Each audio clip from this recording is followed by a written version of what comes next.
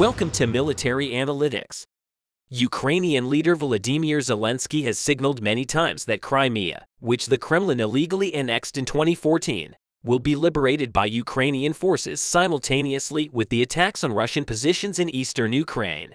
The Ukrainian forces carried out offensives against the military assets of the Russian army in Crimea. These attacks disrupted all of Putin's plans and forced him to devise a new strategy. The consequences of the recapture of Crimea by the Ukrainian armed forces mean great destruction for Moscow. So what steps is the Kyiv administration taking for Crimea? Let's all interpret Ukraine's Crimean operation in detail. At a time when Russian forces thought the Ukrainians were focused on the Eastern Front, Ukrainian forces launched unexpected attacks. These attacks by the Ukrainians can be interpreted as the beginning of their effort to retake Crimea. What makes this a possible scenario is the points that the Ukrainian forces have been targeting in Crimea. As you can see on the map, there are two major highways between Kherson and Crimea, with the Ukrainian leader Zelensky targeting Crimea. The Russian army increased its measures at the crossing points between Ukraine and Crimea. Ukrainian forces attempted to attack two Russian targets in northern Crimea. An explosion occurred in the area where the Russian military unit was located near the city of Armyansk in the north of Crimea. It was shared on social communication platforms in a short time when the explosion occurred in Armyansk. With the spread of rumors that the Ukrainian forces will begin their attack on Crimea, Russian forces have deployed many important equipment, including air defense systems in Crimea. In this attack by the Ukrainians, the people who heard the explosions stated that these sounds had nothing to do with the air defense systems. The fact that these systems deployed by the Russians in Crimea were not active in this attack indicates that the measures taken by the Russian forces were insufficient.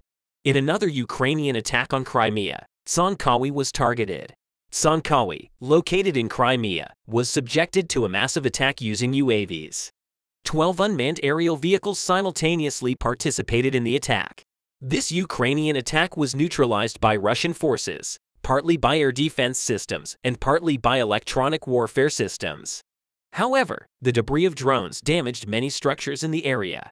Besides, the Ukrainian forces scared the Russians badly with this attack. A large number of UAVs launched in Ukraine did not encounter any problems until they reached Tsankawi. According to sources close to Russia, this attack by Ukrainian forces was carried out from the territory of the Nikolaev region. UAVs, which have successfully covered a distance of approximately 90 miles, have demonstrated that Ukrainian forces have the potential to strike deep into the Crimea. These attacks by the Ukrainian forces terrified the Russian soldiers in the Crimea. This recent Ukrainian attack on the Kherson and Crimean link roads can be described as the footstep of the Ukrainian forces. Ukrainian forces are making many moves that will be beneficial to take the Crimea. Ukrainian forces think that in order to liberate Crimea, all ties with Russia must be severed. Ukrainian forces, in coordination with an anti-war group of Russian citizens, struck a bomb-laden vehicle, causing heavy damage to the Kerch-Bosphorus bridge. Following the escalation of attacks by Ukrainian forces on Crimea, there has been a large increase in the number of Russian citizens wishing to leave the peninsula. So Russian citizens who want to leave Crimea flock to the ferry line in the Kerch Strait. However, due to the density in the region, the ferry lines move slowly. The Russian army uses the M14 and Il-105 land route in southern Ukraine to move faster on these highways. There are regions under Russian control such as Mariupol and Melitopol. Tsankawi is one of the residential areas on this route, and it is a transit point during Russian military shipments. Ukrainian forces want to block the Russian military's military shipments to Crimea. Ukrainian forces launched offensives in the direction of Melitopol to block support from the Russian mainland to Crimea. Successive attacks were carried out by the Ukrainian forces on the points where the Russian forces were concentrated in Melitopol and Mariupol. Russian forces have designated a shopping center in Mariupol as a military base. After Ukrainian forces found that the mall was being used by Russian soldiers, a large-scale attack on the area began simultaneously with this attack. Ukrainian forces struck an oil depot very close to the city of Melitopol, which was used as a military base by Russian forces.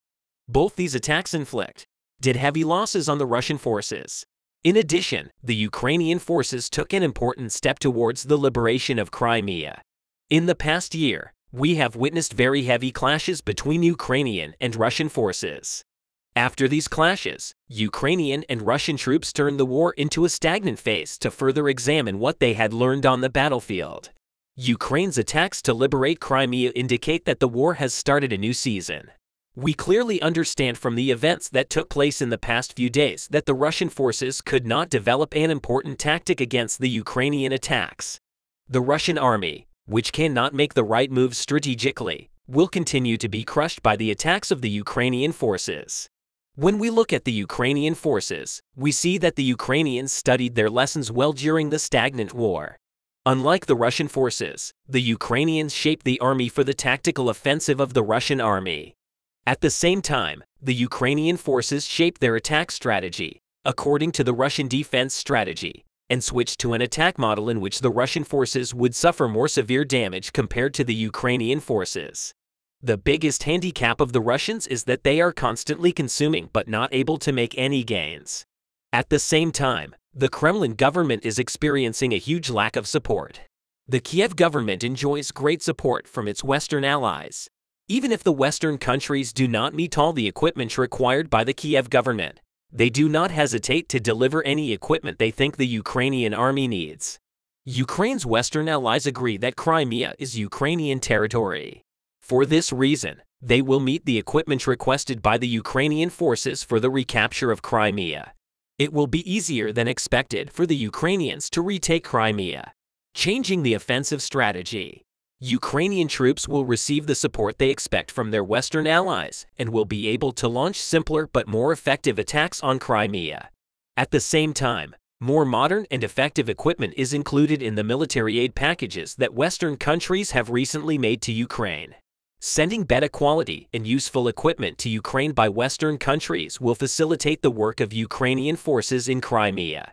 Many world leaders have come before the Russian leader Vladimir Putin in the role of mediator. Names such as US President Joe Biden, French leader Emmanuel Macron, Turkish leader Erdogan, and Polish leader Andrzej Duda tried to dissuade Putin from this war. Even Chinese leader Xi Jinping. But none of them had as much impact on Putin as Turkish leader Recep Tayyip Erdogan. Of course, there are certain reasons why Erdogan influenced Putin so much. Russia isolated itself from the world because of the war in Ukraine. Therefore, many countries have reduced their economic and diplomatic relations with Russia to a minimum. But this situation turned into a nightmare for Putin because Russia needs economic resources to continue the war. For this reason, Putin does not want to spoil his relations with Turkey as he loses allies one by one. But Turkish leader Erdogan's perspective on the war in Ukraine is quite clear. He wants this war to end and the world to be in peace and security again. Turkey, one of the dominant countries in the Middle East, provides both military and humanitarian aid to Ukraine in line with this purpose. In addition, Turkey displayed its upright stance against the Russian presence in the Black Sea with its amphibious assault aircraft carrier capable of carrying aircraft and armed UAVs. What the Turkish government has done to stop this war is not limited to this leader. Erdogan recently took a striking step to end the war in Ukraine. He had a critical meeting with Russian leader Vladimir Putin. The Turkish president, in a phone call with Russian President Vladimir Putin, called for an immediate end to the war in Ukraine. In the phone call, Erdogan once again warned Russian leader Putin. But this warning seemed much sharper than the others, because especially nowadays, when global relations and the world political arena are very tense, Erdogan's rewarding of Putin can, of course, point to many strategic issues, considering the economic relations between the two countries. This war situation in Ukraine, which Erdogan is uncomfortable with, may harden the political strategy of the Ankara government in the coming days. But this may be the last thing Russia wants. As you know, Russian leader Vladimir Putin's video call to the delivery ceremony of the first batch of nuclear fuel for the first unit of Akayu nuclear power plant in Turkey will improve relations between the two countries. While Russia's insistence on the Ukraine war may annoy Erdogan, for this reason, Russia needs to take much more cautious steps in order not to spoil its relations with a country like Turkey, taking into account the global crisis period. In fact, Turkey's unique advantages in terms of its strategic position are enough to deter Russia. Turkey, which is a bridge between Asia and Europe, has been the mediator of the long-standing crisis between Ukraine and Russia. If you remember, Turkey's leader, Erdogan's mediation efforts resolved the grain corridor crisis, which Russia did not want to reach an agreement with Erdogan, who also met with the leaders of both countries, conveyed his thanks to President Putin for his positive stance on the extension of the Black Sea Grain Initiative. Furthermore, the Presidency of Communications of Turkey, in a statement on this issue, announced that Turkey can take further steps when it comes to economic cooperation between the two countries. Erdogan was the most influential factor in reaching a solution to the crisis created by the Black Sea Grain Initiative. Many policy experts and political relations analysts describe the only reason Russian leader Vladimir Putin sat at the table to reach an agreement on this issue is because Erdogan is in the middle. In other words, according to many political experts, Putin would not have accepted this agreement if Erdogan had not been the mediator. Actually, this is completely true because the USA is one of the biggest supporters of the Ukrainian army, and to date the US administration has provided nearly $50 billion in aid to the Ukrainian army. But in political matters, although US leader Joe Biden urged Russian leader Putin to discharge this war and to soften under-war conditions, he was not as effective as Turkish President Erdogan. Of course, as we mentioned, deep relations between Russia and Turkey lie in Erdogan's influence. Meanwhile, Erdogan is not the only one making efforts on the Turkish side to end the war in Ukraine. Turkish Foreign Minister Mevlut Cavusoglu, who is at the forefront with his harsh rhetoric on Greece, is one of the important names trying to dissuade Russia from this war. Just like Erdogan and even Turkish Foreign Minister Mevlut Cavusoglu and NATO Secretary General Jens Stoltenberg recently discussed the latest situation in Ukraine, which is at war with Russia.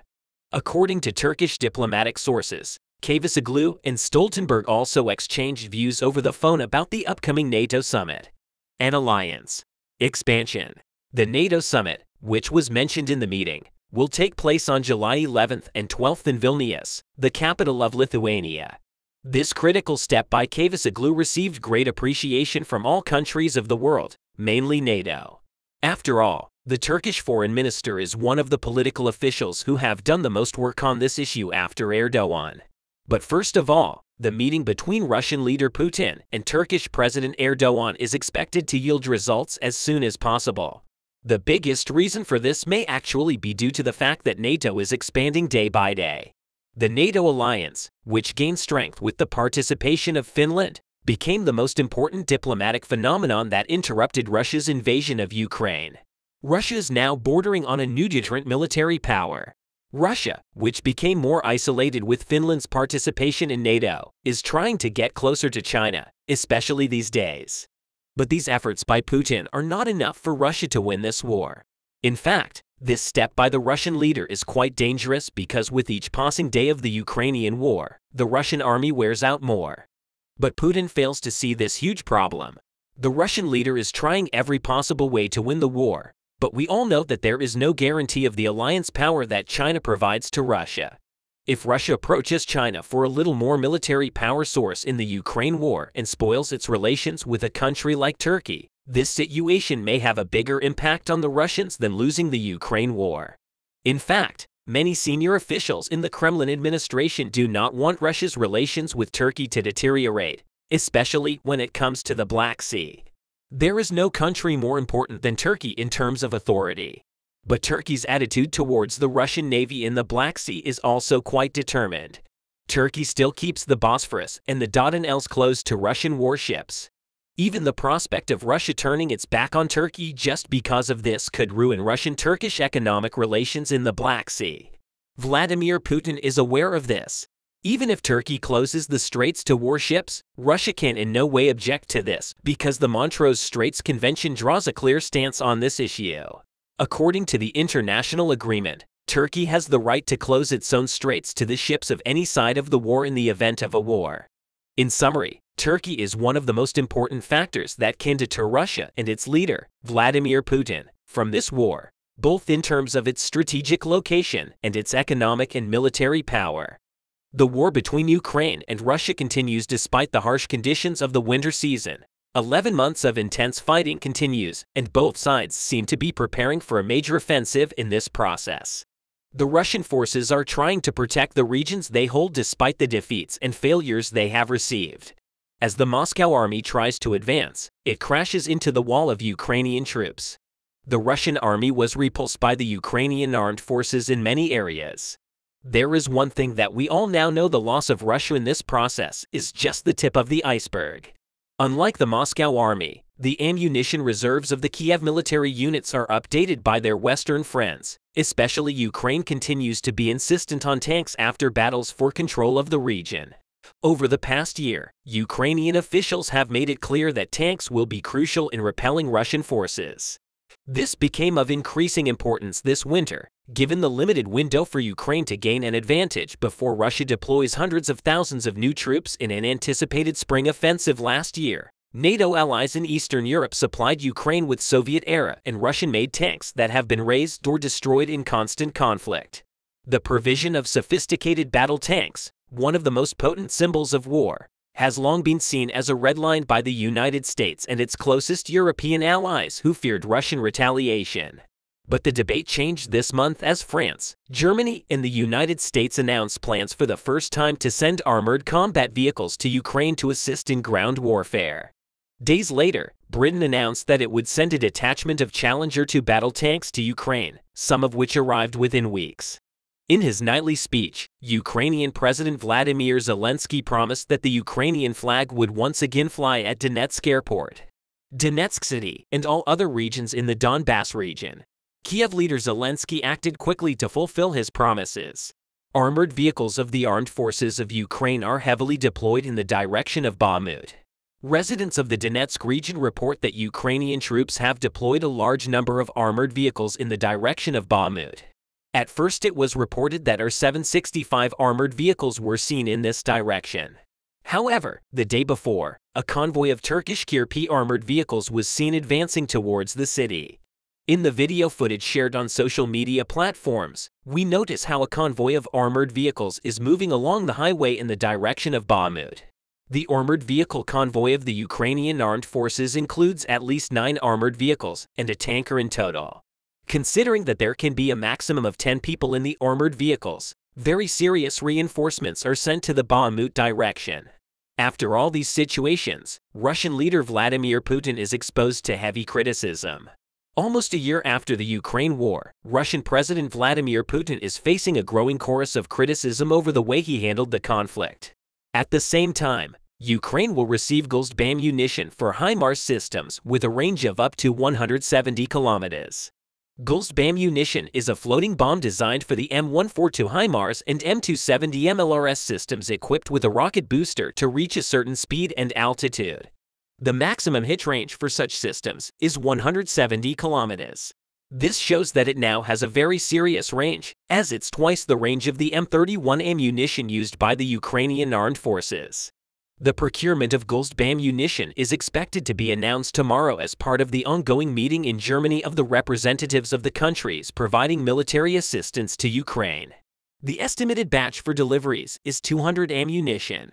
In addition to tanks and missiles, the Western allies have shipped many military munitions to Ukraine. With this support, the Kiev forces inflicted heavy losses on the Moscow army. The last of these heavy losses took place in the Donetsk region the other day. Video footage shared online this week shows the Ukrainian military shooting down Russian howitzers with guided missiles. Video captured from above by a drone shows Ukraine continuing to land Russian military vehicles faster than Russia can replace them. The video shows Russian soldiers walking around a self-propelled howitzer before a guided missile hits the vehicle and knocks them down. The howitzer then caught fire, and the ammunition on the plane slowly ignited.